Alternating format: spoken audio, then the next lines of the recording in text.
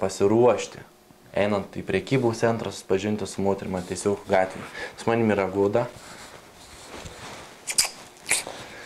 Ir kad 15% ar 10, iš vis dar mažiau, mėgs gal pankų stilių kokių. Ir dar yra labai svarbu mokėti valdyti savo balsų toną. Nu, aš negalėjau neprieiti prie tavęs, nesusipažinti.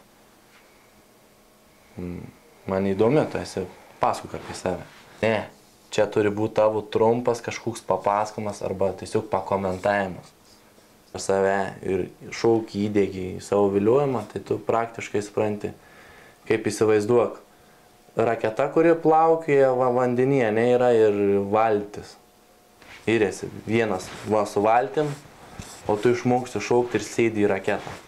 Ir tu tokiu greičiu visur plauki, supranti? Jei pajaučiai, jei garuoja nuo tavęs testosteronas, jei garuoja nuo tavęs vyriškumas, tai jį jaučia, kai geras laimikis atėjo, jį nenorės tavęs paleisti. Bet jeigu tu priejas, nieko nedarysi, tik šnekėsi,